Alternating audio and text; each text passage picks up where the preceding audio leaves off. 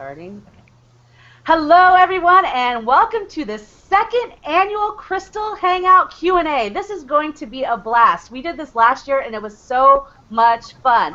I'm Brandy Sweezy, your Hangout producer, and I'm going to be running the controls and making sure that your questions get answered. But just a heads up, there's about a 45-second to 1-minute delay between what all of your amazing people are going to be sharing with you and what you actually hear. So go ahead and start posting your questions right now to make sure that we get them answered in the next hour or so. If I recall, we went a little over last time, so you might have some time, but it's best to start posting your questions right now for this awesome expert panel. And leading the awesome sauce is Hibiscus Moon herself. Go ahead and take it away. Hi, everybody. Welcome. I am so excited to be doing this here with you tonight, and that we are doing this for a second year in a row, our second Crystal Healer Hangout, worldwide hangout, to bring crystal healing out to everybody so that they learn more about what it's about. And I'm joined by several of our fellow crystal healers, Hibiscus Moon Advanced Crystal Healers, tonight to do a lot of Q&A with you and just hang out and have a lot of fun. This is going to be so great. So welcome to our party. I looked at last year's, a year ago we did this, and we actually did last year's to celebrate 50,000 people on our Facebook page, Hibiscus Moon Crystal Academy Facebook page. This year we are almost at 200,000, so that just blew my mind. So again, I'm Hibiscus Moon, and we're all here to represent Hibiscus Moon Crystal Academy. And I wanted to talk to you a little bit about what we're going to be doing, just so you know what to expect. We are here for 1 hour, so we'll be ending right at 9 p.m. to respect and honor your time and the time of all the people that are here with us tonight. And our special guests, I'm going to briefly introduce them to you, and then we'll get more into formal introductions. You can learn more about them here tonight. We have Angie Yingst. She is actually a Hibiscus Moon Crystal Coach and an Advanced Crystal Master. We also have Mary Aquendo, and she is actually our very first. She owns the distinction of being the first Advanced Crystal Master. We also have Kara Lesky, and she is also an Advanced Crystal Master. And we have Rael Eterna, who is also a Hibiscus Moon Advanced Crystal Master. So I'm so happy. Welcome to all of you. And thank you so much, Brandy, for being with us again tonight, too. She is our hostess with the mostest and kind of like emceeing the whole thing. So as Brandy said, I hope you guys are posting great questions in there, and we all want to give a shout out to Jeremy, because we already saw Jeremy's post in there that he's got his Keep Calm and Crystal Heal t-shirt on, so shout out to you, major props to you for doing that.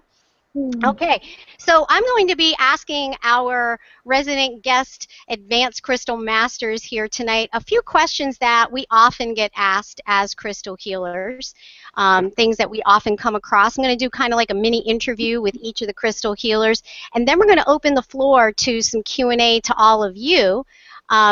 So I also just want to also start out with the first question we got last year was the most important one, and since we're here to teach everybody about crystal healing, a lot of you are probably familiar with what it is, but some of you may not be familiar with what exactly crystal healing is. And healing may be a little bit of a misnomer because people think of physical healing, but actually crystal healing is tapping into vibrational frequencies that allow us to entrain or harmonize with the correct frequencies that you want to be in to bring about your optimum health and well-being for your emotional and spiritual state, as well as your physical body. So there's lots of different crystal healing methods, but it's all relatively new. Although crystal healing has been around since the ancient times, it's nothing really new, but it's kind of considered new as far as the healing community or the metaphysical world. So a lot of people haven't heard of it. For instance, it was in Oprah magazine in January, and everybody was like, what is this? Crystal healing, what are they talking about? I was so excited that it was in Oprah magazine, because then, you know, once it's in Oprah, you've hit the big time. That's it. We were really excited about that. But I'm going to talk to you just a little bit briefly, describe what crystal healing is from the perspective of the Hibiscus Moon Crystal Academy, because we bring a special layer to the world of crystal healing, and that is that we teach the fun in science. Science is a big thing behind how and why crystal healing works. So we really bring the science to what some may consider to be woo-woo and help explain why we're able to use it in the way that we use it for healing and emotional and spiritual benefits. So a crystal healing session from a Hibiscus Moon certified crystal healer is a deeply relaxing, rejuvenating, clothing on, yet minimal contact therapy, where we place crystals on the body in a mode of relaxation to bring about specific vibrational frequencies. And that's the basic explanation of what it is we do. But each of us brings something very special to the practice in our own special way of working with crystals, and you're going to learn a little bit more about that tonight, which was what makes it so exciting, because you can really bring your creativity and your personal self to the table.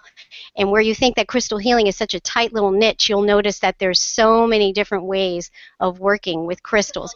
And we love our crystals so much. You know, my space is surrounded by them here. And we're also going to see some of the special tools that some of our crystal healers work with here tonight. But Brandy, I'm just wondering if there's one or two questions that maybe you see in there that maybe I can answer right now real quick. Maybe one question that you might have seen popping up a lot or anything like that. So, of course, I wasn't ready. I was muted. Bad producer. Yes, actually, we already have several questions coming in. So let's go ahead and pop a couple up here. Okay, we'll take two now. That'll be good.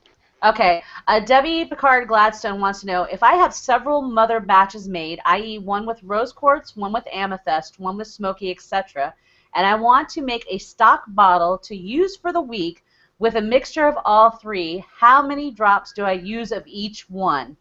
I know if I was making a single stock bottle that I would use 7 drops. Ooh, that was a long one. Wow, that was a long question. Okay, so actually what she's talking about is making a gem elixir. Sometimes we can use crystals, like I just plopped a green aventurine in my water here to entrain our water with the frequencies of that crystal. And honestly, I would just take 1 drop. 7 drops might be part of another type of method of maybe gem essences or flower essences or something like that.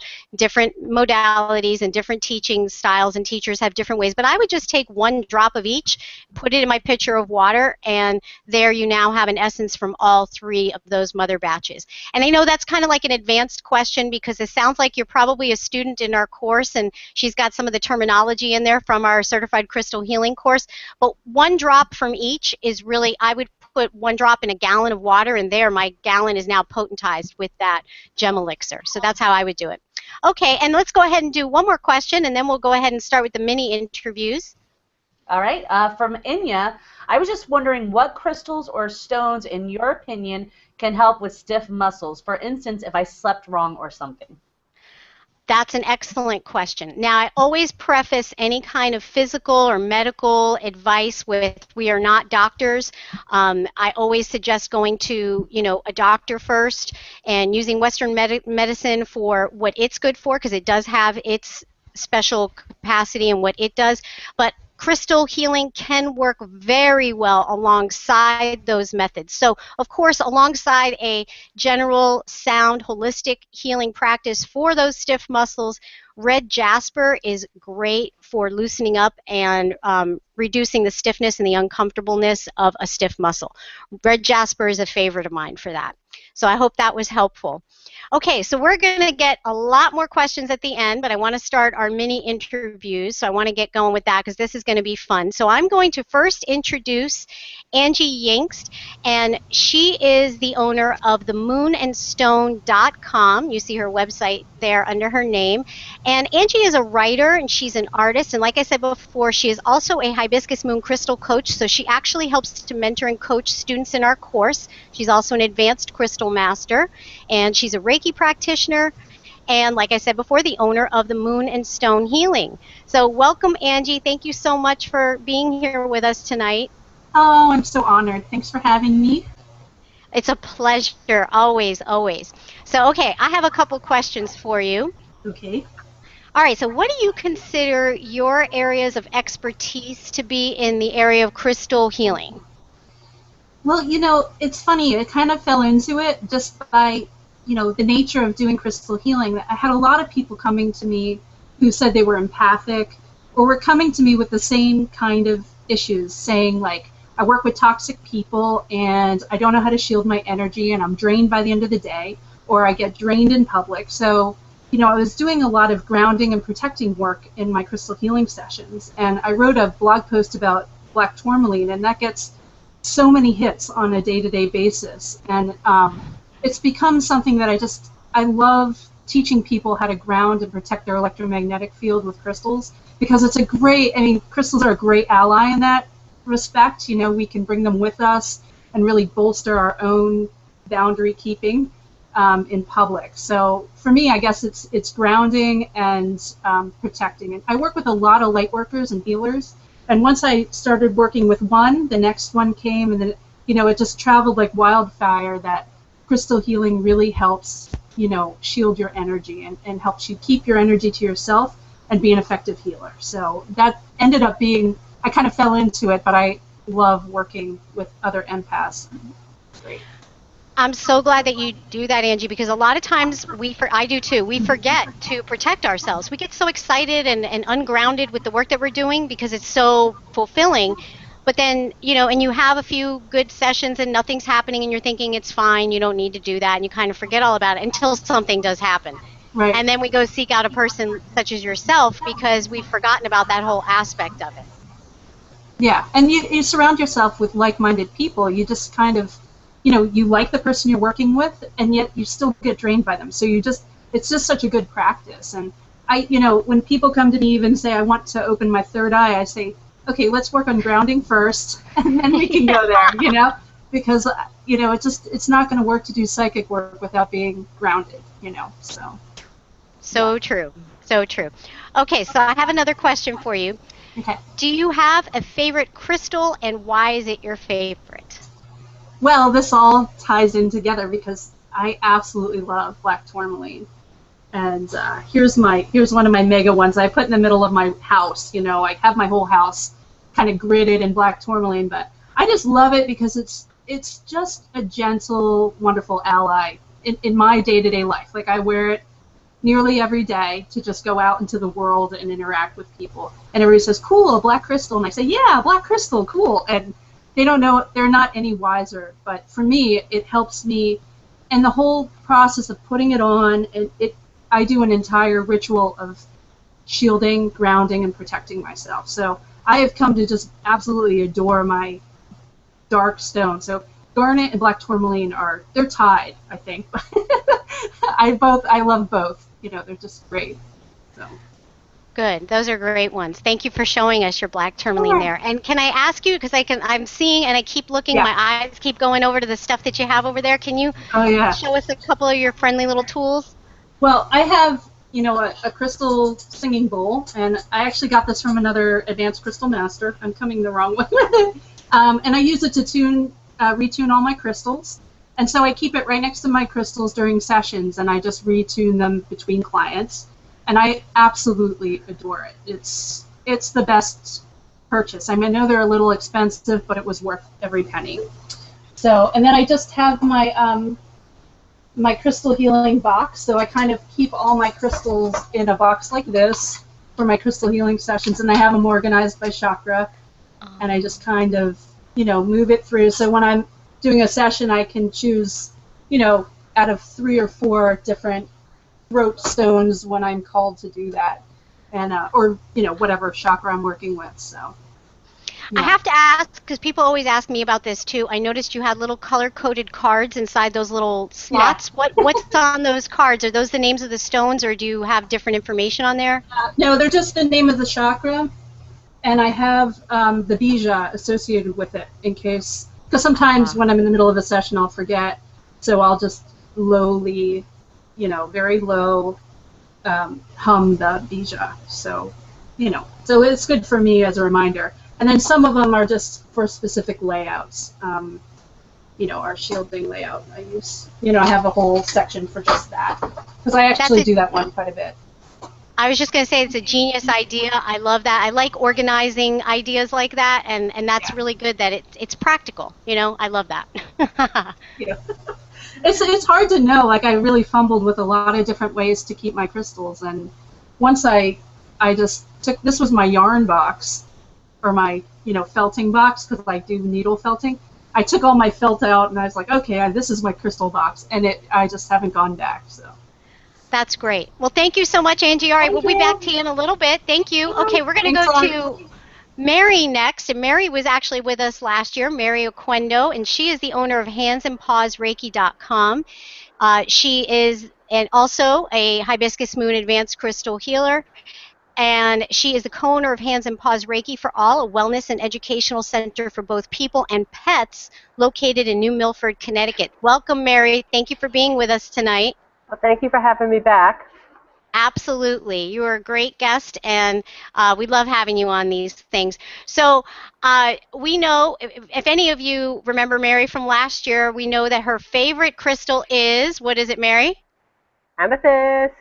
Yeah, she's our amethyst queen. She uses amethyst for everything. So we already know what that one is. So I'm going to ask you a couple of different questions. So one that I know everybody would be really interested in is, what do you consider your area of expertise to be in the crystal healing world? I work primarily with animals. Mm-hmm. And go ahead. I was just going to say, how specifically do you use the crystals with the animals? Specifically, a couple of ways. One is I'll make collars for pets, dogs and cats, so that they can wear it consistently or they can take it off. I also do layouts for them, but I do them probably a little bit different than you would do for people. And the fact that the animal is what I consider the center stone. So the animal's in the center and the crystals surround the pet. And then I connect the crystals the same way I would connect a grid. Oh, I like that. That is great. I love that. And how do you find animals and crystals, how do they work together? They work really well together. I have a couple of households where I'm there for the dogs and not the cats, and the cats are always coming in and stealing a crystal or two. I know cats have an affinity for crystals because my Cats little kitty love Topaz. crystals. I find of all the energy, because I also do Reiki, and I will find that they like the crystals so much better than the Reiki. I think it's more consistent than other energy work with them, so it's they can come and they know there's consistency to it, so there's no surprises for them. Yeah, I've heard that a lot. I know you've mentioned it to me before, and lots of other people have mentioned it too, that Reiki works real well with the animals, but the crystal healing seems to work better. They seem to have more of an affinity for it, and they seem to be more willing to accept the energy for a longer period of time. Mm-hmm. I think it's not an ebb and flow. I think when you do other energy work, there's an ebb and flow to it. And so when it's flowing a little bit stronger, sometimes the animals don't like that. Whereas crystals don't have an ebb and flow. They're just very, very consistent. Right. And that's probably due to that stable dominant oscillatory rate that they have in their vibrational frequency. Do you think that might be it? I think that's exactly it. Mm-hmm. Yeah. That makes a lot of sense. Okay, so here's another question that I wanted to ask you, Mary. What's a practical way to work with crystals in your everyday life? Just a real practical way to work it in every day. I have pocket stones every day, and sometimes they change. But jewelry is probably the best way to do it because, it's pretty. If you wear a necklace, it's right in your heart chakra. If you wear bracelets, it's right on like the pressure points, or even anklets are on pressure points on the body. I think it's a great way to, on a daily basis, introduce yourself to crystals, but yet still be a fashionista. I like that. Yeah, that's so true. It is. It's a really easy way to get, your crystal healing in along with your fashion stuff. I usually end up wearing stuff whether it matches or not for whatever I need that day, but it's a great way to easily work it into whatever you're doing. Therapy with bling. Yeah, there you go. I like that. That's a good logo right there, a good slogan. All right, we'll be back with you in a little bit, Mary, to get some more Q&A in with you. All right, and I'm going to go next to Kara Lesky. And Kara Lesky is also a Hibiscus Moon Advanced Crystal Master with a growing practice in LA and Los Angeles. And she's always looking for ways to share her passion for these beautiful allies that have held focal point of play, work, and study of hers for the past 30 years. And she is the owner of KaraLesky.com. You see her website right there. So hi, Kara. Thanks for joining us tonight. Thanks for having me. Absolutely. And you have an interesting practice, so I kind of wanted to know a little bit more about what you consider to be your area of expertise in crystal healing. I came from the corporate world, so I find that I like to bridge kind of some of the mundane and the magical, so I like to sneak some of the spiritual stuff in for people that are perhaps, closet spiritualists. And I also tend to focus on stress management because that's obviously a big thing for people who are working in corporate, fast-paced type of environments. But for me personally, because I've come out of the corporate world, I also have a very thriving spiritual practice. So I tend to swing a bit from this stress management to also working on helping people to open their sight, which, as Angie pointed out, then forces me to work on the grounding as well. So that way we don't have any problems with opening, intuition and sight. So it is LA, so we get a nice mix out here. That's really interesting. I love that. And you probably have no problem finding clients in LA, do you? Out here it's interesting because you have so many different types of healing available that people tend to be very receptive. They have a lot of choices, but they tend to be very receptive. That's great. Nice. That's wonderful. Yeah, that makes it very nice. Yeah. Okay, so I want to pick a different question for you here. Okay. Let's see. What's a common question you get from people or clients, or a common complaint that people come to you with as a crystal healer, and what do you suggest for that?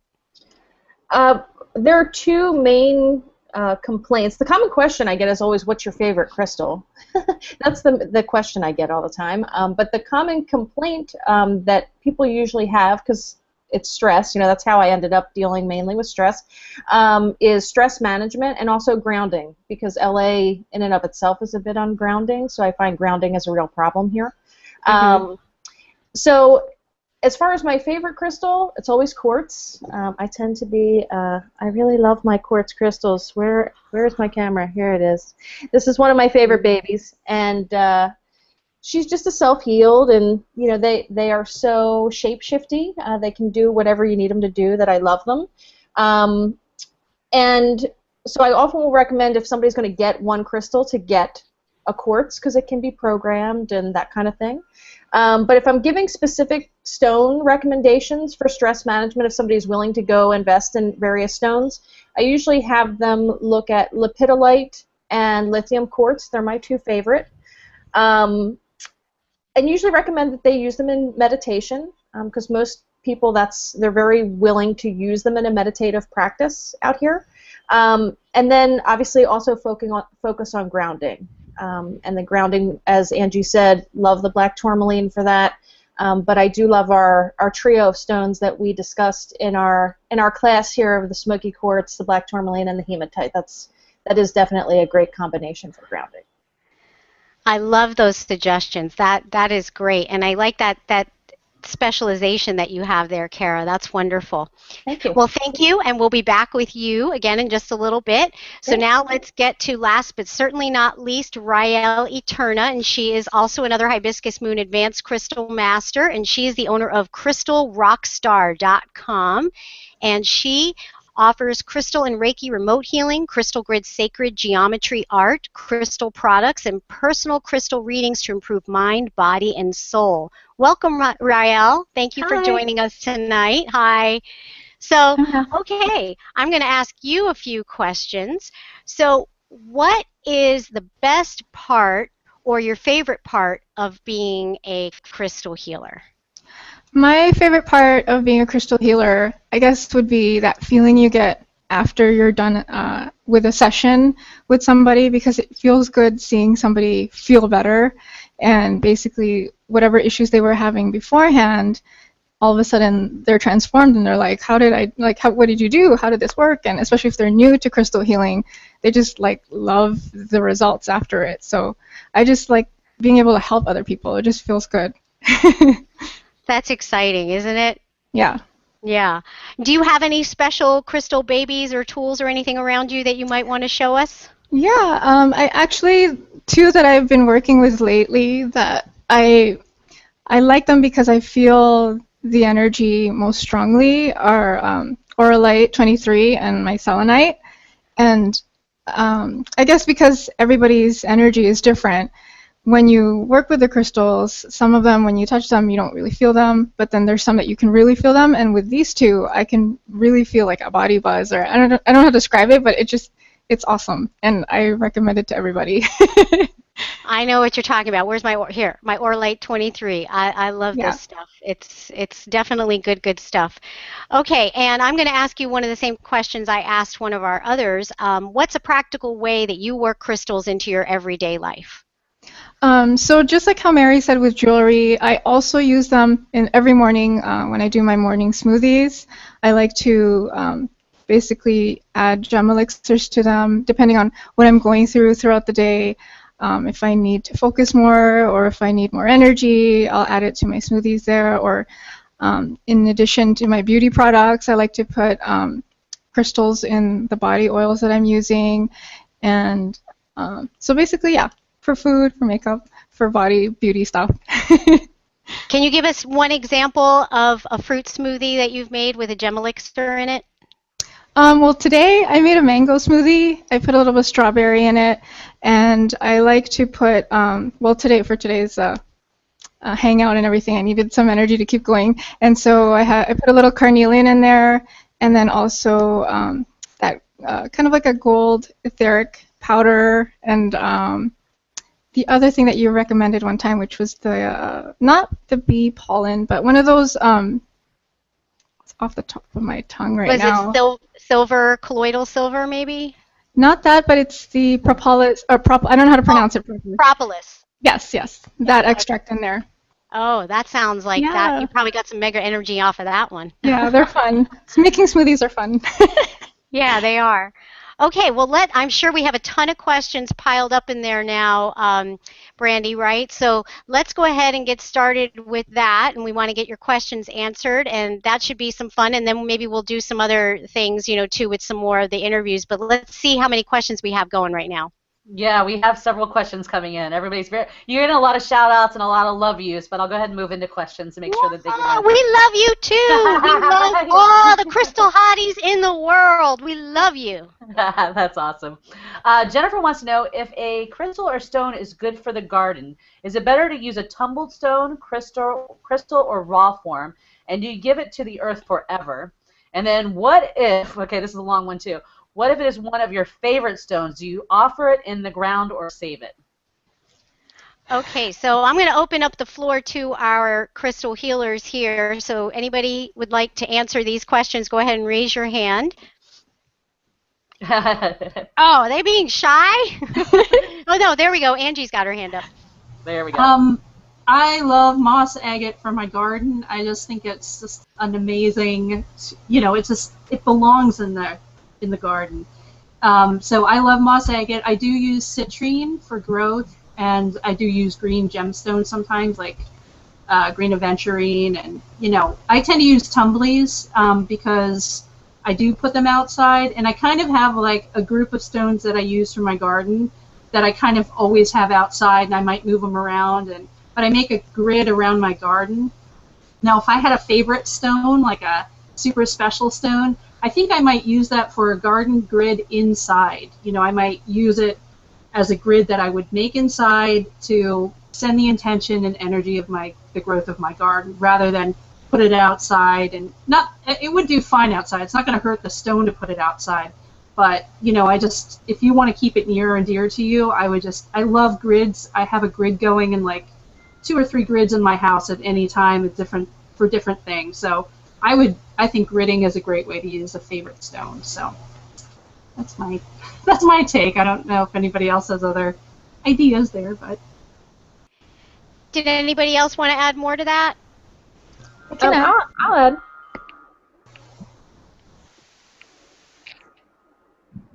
You're up, Kara. Go ahead. Oh, sorry. Sorry about that.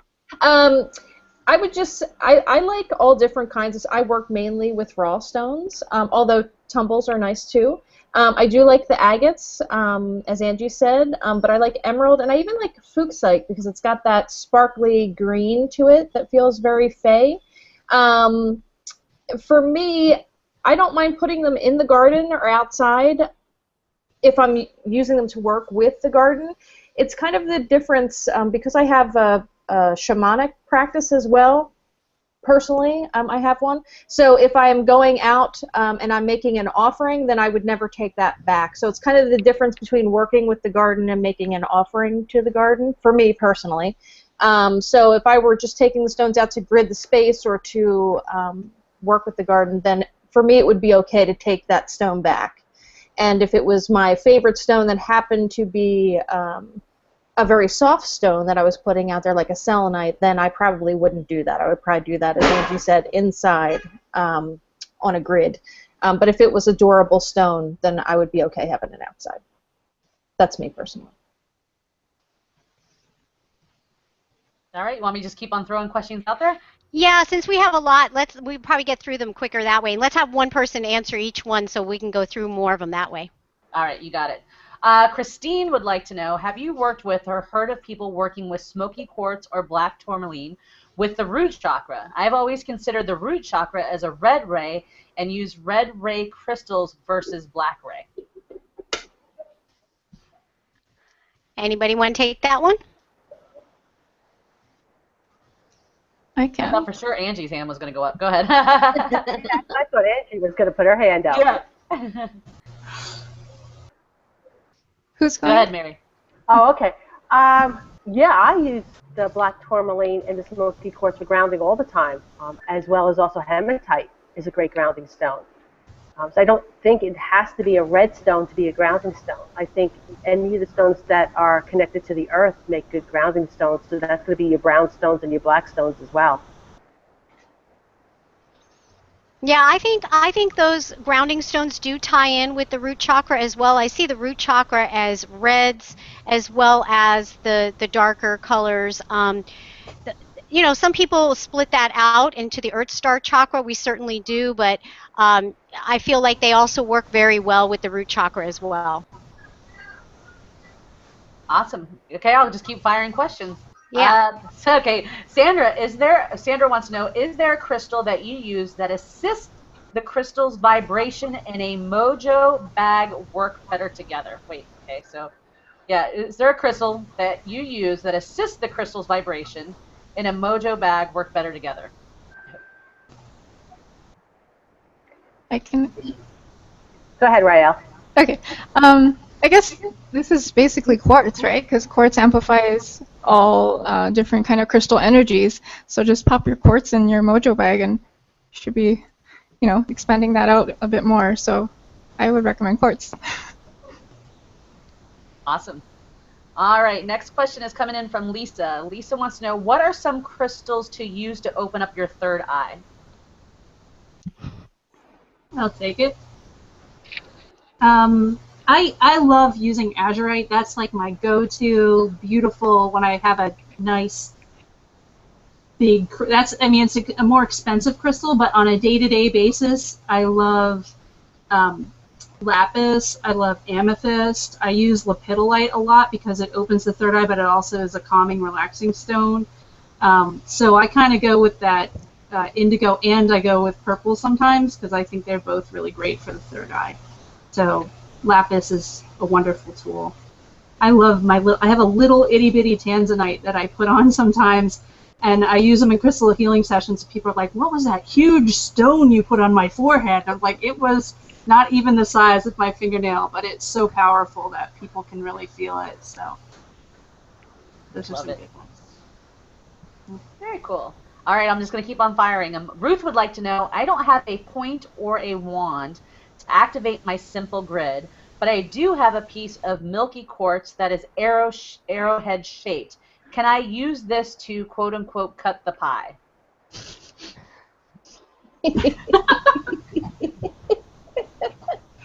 Oh, that sounds dirty. All right, I'll take it. Since you guys are all being silly. All right. So, Ruth, don't pay them any mind. All right. So, yes, if you don't have anything else, that's fine. Even if it's like a polished point, sometimes we prefer a natural point because the energy in a crystal point will grow. Actually, the crystal molecules grow in the direction of the point. If you were able to look at this with a scanning electron microscope, you would see the molecules were actually growing in this way, and the energy actually flows out the point naturally. So we prefer a natural point. But if you don't have that, if you happen to have my book, Crystal Grids, here, okay, I'm going to plug it. There you go. I do talk about if you don't have that, you can use your finger even as an activation wand if you want to, because it's really more about intention. But if you want to give it that special oomph and put the physics behind it, you do want to have a natural point. But you can use that milky quartz arrowhead point that you're talking about. It will work. It will still work. Just it won't have that amplification, the extra amplification. But if your intention is strong, it will still work wonderfully well. Great answer. All right. Karen would like to know, I've heard that it could be dangerous to drink crystal-infused water because of the materials used in the mining of the crystals. I've also heard that crystal-infused water is excellent to drink. In your opinion, which is correct? Thank you. Okay, anybody feel safe taking that one? There you go. Okay, yes and no. I guess there's a book out there called Gem Waters, and it has a list of all the stones that are safe and that are not safe. Some of the crystals have heavy metals in them, like malachite's got copper in them, cinnabar's got mercury in it, so you have to be kind of really careful on which stones you put in your water. Maybe Brandy can find the name of the book and put it up there. It's do you know the name of the book, Stephanie? It's called Gem Waters. Okay.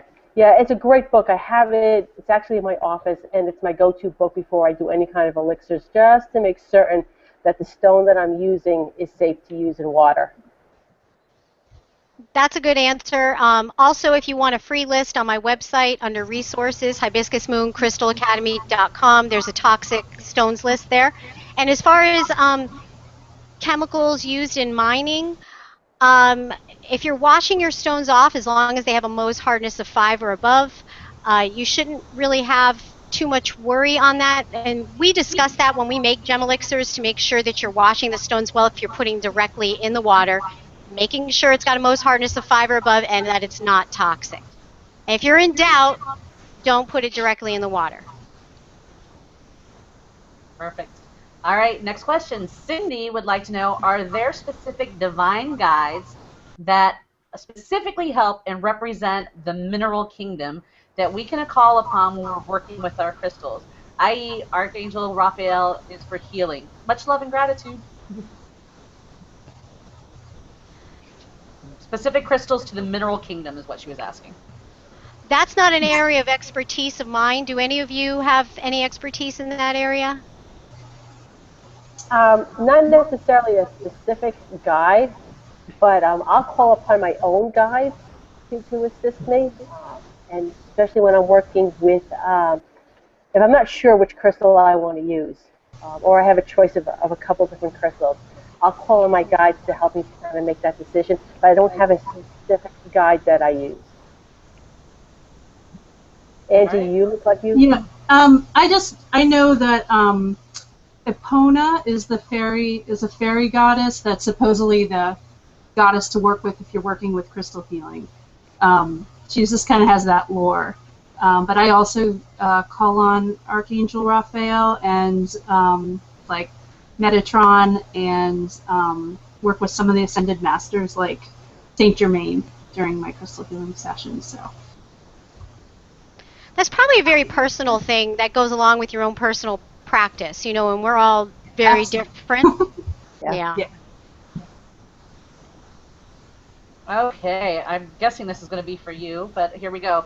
What advice do you have for someone who's starting their small healing business on how to market themselves? Do you advertise? How do you reach out to potential clients when you were a small startup? That's probably to everybody, but there you go. I would love for all of you to answer that if you can. If you want to go in order, Brandy, if you put your hand up, you feel comfortable answering that, because I think that's a great, you guys are real world examples of how to do that. Angie, you want to go first? yeah, I'll go first. Right. You know, what I did was I went to all the metaphysical stores in my area, and I gave my brochures there. I, asked them if I could, and I also offered free sessions to all the owners because they're the ones who talk to people who are interested in crystals. And then I just got my name out there by I did a metaphysical show, a holistic show, and I met a lot of people. I put my hand out and said, I'm a crystal healer. Do you know what crystal healing is? Let me tell you what it is. And I just did it all by word of mouth. And once I had one person, then that went to the next person. So, crystal healing does kind of speak for itself because once somebody sits in your, lays on your table, they're hooked. So that was easy after that. So. I do a lot of events with, especially with the animal welfare societies. I also have a health and wellness fair that we're going to do Sunday the 29th up in my place in New Milford. And it's not just hands and paws. We have a lot of area practitioners. We have somebody who's doing juicing, another person that does massage, someone else that does different types of readings. So it's sort of like a community event that we're going to host at Hands and Paws. We get some people in the door, and we've been posting that on Facebook and putting flyers out and in our newsletter, and our newsletter goes out every single week. You have to be consistent with the newsletter if you're going to do a newsletter, otherwise don't bother. For myself, I guess it's a lot of building your online presence as well to reach out to the masses, depending on where you're located and like with your business. It's very important to get a blog started, your website, social media, all those outlets, because they like basically reach out into the internet world for people searching for crystal healing and things like that. And so I would recommend just kind of planning everything out and then starting something online as well to get people to notice your business, to realize that it exists. Kara, did you want to say something? Oh, sure. Yeah, that's fine. For me, it's kind of interesting because I actually tried in the beginning when people already knew that I was kind of cuckoo for crystals. So people that knew me, especially when I was studying and I was, practicing for our classes, real easy to get volunteers for crystal healing. And of course then, word kind of spreads, and I had a bunch of people that I knew locally, even just people in my building here in LA that were hitting me up all the time to come in and get treatments. And then I kind of took a step back because I was studying all this other stuff. So I actually tried, I'm probably in the opposite position in that I was actually resistant to growing my business because my focus was elsewhere.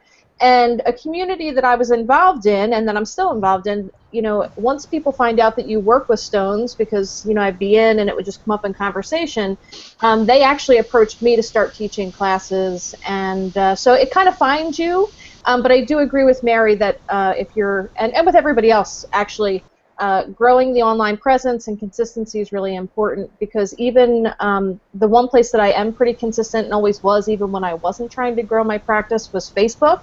And I was always sharing pictures of what I was doing, and just, very, from me personally, not even from a business page, and that just spurred a lot of questions and comments and messages and that kind of thing. So I agree with the rest of the panel.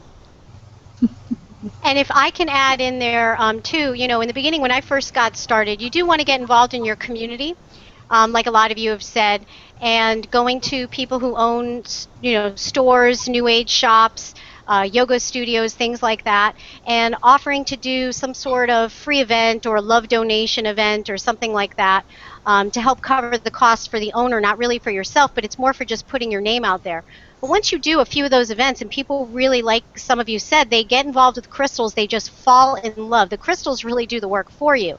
You do something creative like a crystal healing circle or a crystal meditation get together once a month or something like that. After doing 2, 3, 4 of those events, people want more. They want to know, how can I get involved with you more? Can I do a crystal healing? And then, you just give out your cards and you talk about your services. Mm-hmm. Awesome. Love it. Tons of questions still pouring in, so I'm going to just keep on firing through these. All right. Let's see. Hi, this is Joanne. I faded some of my crystals during the 7-day cleanse using sea salt plus vinegar, proper mixture. If I tumble my stones, will that help? Also, can you recommend a simple, inexpensive tumbler? Thank you. Anybody want to take that one? Know nothing about tumbling stones. Okay, so the fading part there, she said using the proper method. I'm not quite sure where the proper method might have come from, but vinegar, I don't know. I haven't heard of that. A sea salt cleanse used to be my favorite method. It no longer is. In our course, we teach something. You can do a sea salt method. There is nothing wrong with that, but know that it's a harsher method. Sea salt and water is usually what's recommended, and it's only recommended for a stone, again, with a Mohs hardness of 5 or higher. So you have to do your research on the stones that you're using for that, because it can be very harsh. Once you've done that, what was the last part of it, Brandy? Can you read that last part again? You're muted. Bad producer, bad producer. So she was saying that she wanted to know an inexpensive tumbler. Like, would the tumbler help? And she'd like a recommendation for an inexpensive tumbler. Okay. Well, that's relative, I guess. None of them are really like cheap if you really wanted to do the job well. I think the cheapest one that I used to have a whole bunch of them because I used to teach geology and science in a classroom and everything, but we would get them from either Ward Science or Carolina Biological Supply, and I think they ran about $85, $95, and that was relatively inexpensive for one that did the job well. Know this, it takes a long time to tumble a stone. It's not a quick process. You need to leave them in there for a long time. It's very loud. Some people have them like in outdoor sheds. You have to keep changing the sand and the grit, and it's not an easy process. People think that it happens 1, 2, 3. It takes a long time. Think about it. Stones get naturally tumbled by Mother Earth, tumbling around in rivers for centuries, sometimes thousands of years, and then they get beautiful. So even for us to do it ourselves, it takes a little bit of time. But it is a fun process and a fun thing for kids to do, adults to do. It's fun. Awesome. Love it. All right, so next question. Can crystal grids be stacked on shelves to save space? That comes from Laura. Can crystal grids be stacked on shelves to save space? I think crystal grids can be put anywhere. I have a suggestion. I have a friend who works in an office who can't put a crystal grid on her desk because A, people touch it, move the stones around, make fun of her or whatever. She puts them in a little Tupperware container. She activates it, puts it underneath her desk. People just think it's filled with like papers and stuff like that, and nobody bothers her grids anymore. So yeah, I think they can go anywhere. Perfect. All right. From Christine, what stone do you use for focus and concentration, and how do you use it?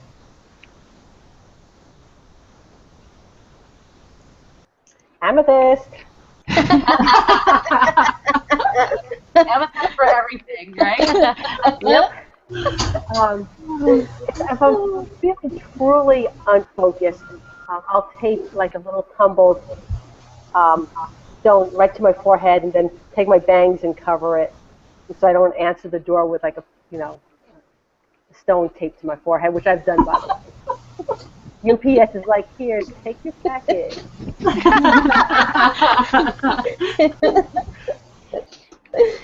I'd also like to add one to that, fluorite. I think fluorite is great for concentration, focusing the mind. I'll often bring my fluorite tower or piece of raw fluorite and just have it nearby me while I'm doing a project, or I've got my little notebook of ideas here, and I'll put it right on the page that I'm writing while I'm actually doing whatever, and it really helps tremendously. Awesome. Let's see. From Annie. First of all, thank you, Hibiscus, for this Q&A. Love you, girly.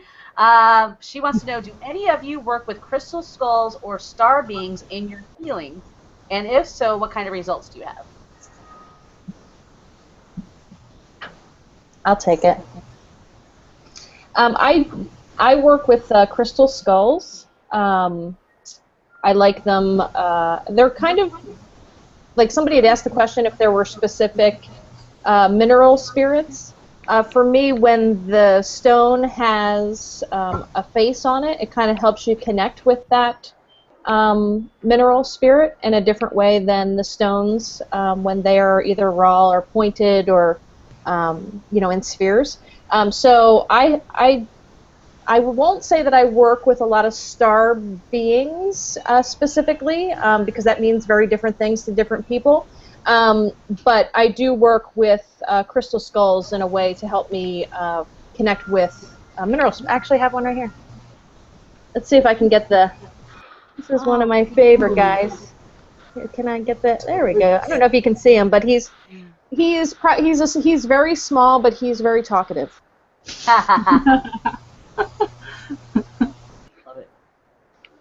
Love it, love it. Okay, let's see. Here's from Lucy. She's, I'm a beginner, but I do have a little collection of crystals I have purchased. I don't know all there is to know of each one. Should we learn one stone at a time, or should one just keep learning all of them at the same time? I'll take that. Rael, you can go. Oh, okay. Well, if you take the Hibiscus Moon course, you'll basically learn how to, well, she recommends basically to work one at a time with a crystal, work with it like for a week's time, so that you can get to see how it actually works with your own personal energy. So I would go, even with myself, like I don't like working with too many at a time, so I would recommend just one at a time and then seeing how it goes from there and then move on to something else. Awesome. All right, I'm probably going to butcher this on the saying it, but this is from Pamela.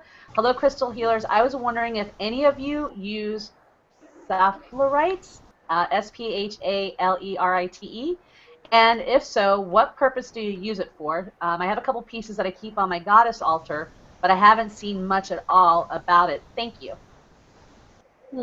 I'm not sure I know what that one is. Do any of you know? No. I think the spelling might be incorrect. S-P-H?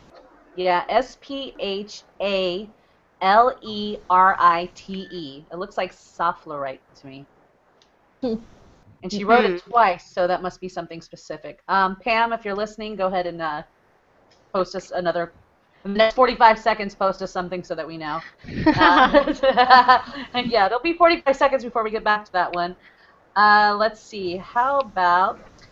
Hi, I recently... Oh, this is from Debbie. Hi, I recently took a test about my chakras, if my chakras were open, and it said my 7 chakras are all strong, but at the bottom it said my foot chakra is weak or closed. I'm not finding much information on this. Should I be using the dark brown or black crystals to open this? Help, please. I'll take that one. There's my grounding question. Yay. Yeah, I mean, the foot chakra is, we call it the Earth Star chakra. It's actually 6 inches below your feet.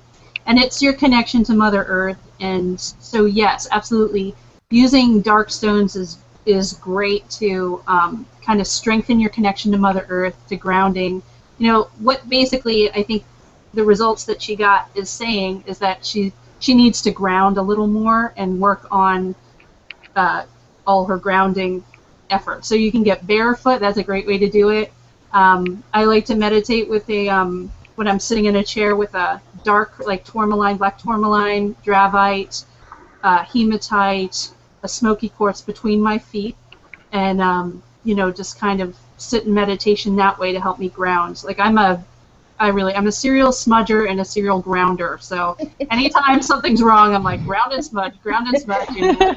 So I get barefoot and I go out in my garden, and you know, I sometimes take a crystal with me and just sit on Mother Earth and put the crystal between my feet, and I usually feel better. So when in doubt, ground. That's a really good tip. While you were doing that one, I wrote down the letters because I wasn't doing a good job of spelling in my head, Brandy. I think I know what mineral that is, a sphalerite. And what was the question again, though? Because I was trying to spell it in my head, and I need to write it down on a piece of paper to figure it out. Yeah, well, like, I knew I didn't say it right, and then other people kept on posting, so it was the right spelling. So she was wondering if any of you use it, and if so, what purposes do you use it for? She has a couple that she keeps on her altar, but she hasn't really seen much at all about it. So what would be some of the uses that she could use it for, if any? Okay, yeah, it's a very grounding stone. So one of Angie's favorite things to do, and it's a sulfide mineral. It kind of looks like metal, sort of like a dirty metal, and it's an Earth Star chakra, or could even be used for the root chakra. But it's very grounding. It's also good for boosting physical health, vitality, and just strengthening the body.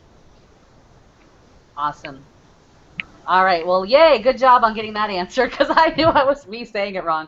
Okay. Zachary would like to know, what do you guys know about singing quartz? I just bought a fairly large piece and the energy is very powerful, but I can't find any information on the crystal. Are any of you familiar with that, singing quartz? I've heard of it. I've heard that like when you ding them together, they are supposed to make a noise. I don't know if that's the one that you're referring to, but I've heard of those and I've seen those online, but I've never worked with them. But I've heard they have a historical aspect to it where there's the sound aspect can help heal. And so That makes a lot of sense. Probably has really good acoustic energy. When you said that, that rang a bell, and I think I've seen that. It's a certain type of clear quartz that has a specific shape that has a ringing sound when you kind of clink them together. And I think there's some Lemurians and some Moldavites also that have that specific quality, and they say they have a higher, well, not higher, but a specific vibration that is very unique to those that have that sound quality. Awesome. All right. Johanna would like to know, can you please comment on crystals that would be healing and that would help with a relationship breakup? Thank you so much for this session. Love and light. So crystals for relationship breakups. I like rhodochrosite for that. That's my favorite. Can you say that one more time because it got a little caught? My favorite is rhodochrosite for that. Okay. Perfect. All right, Johanna, hopefully you got that. If not, like some of these things, we'll post them in the comments as well, but just to let you guys know. Jennifer would like to know, is copper a good activator for crystals? And can you place crystals on or around them or copper products? Whoa. I like copper. I use copper a lot. This is one of my copper wands. It's got all the chakra colors on it. I'll use this one a lot for activating grids. I also like to use this when I'm working with pets that are arthritic. So if I'm connecting stones for an arthritic pet, I do like to use the copper wand. Awesome. All right. I know we don't like to do the medical type questions, but Amethyst Stardust here. I'm having neck surgery Friday and wondering what type of crystals I could use on myself for helping with bone healing, and what type of healing would you recommend? Selenite? yeah. I like Selenite? root chakras also garner the skeletal system, so you can use some red jasper, and I love tiger iron. It's just a great blend for skeletal things, but that's just what I've found in my practice. I like celestial quartz too for that, for bone stuff. Mm-hmm. And I'll add in, just for general healing, quicker healing after the surgery, jade, green jade or green aventurine are wonderful to help quicken the healing process and boost your vitality afterwards. So that was a good question. We kind of got all kinds of, we hit it on every side there. Yeah, perfect. So guys, can you believe this hour has flown by? We are at our last minute here. So I just wanted to say thank you to everybody who participated tonight, most especially to our audience members out there who submitted the questions. You were wonderful. They were great questions. We answered quite a bit, and thank you also to our advanced crystal masters here tonight, and to Brandy for helping to supervise us and host the whole event. This was just so Wonderful, everybody. I want to wish you all crystal blessings. Visit us on our Facebook page. We're on there every day, and you can visit all our individual websites. You have them all posted there at the bottom. And we will also take the recording of this and put this on YouTube for any of your friends who might want to watch, who might have missed it. And I am so grateful to all of you who have made this possible, really. So go ahead and spread the word of crystal healing out to everyone you know and let them know about these things, because it's something that I really feel the earth and the world can benefit and needs right now during this time. So thank you, everybody. Namaste, Thank you. crystal blessings. Bye. Good night, Thank you. Bye, everybody. everyone. Good night.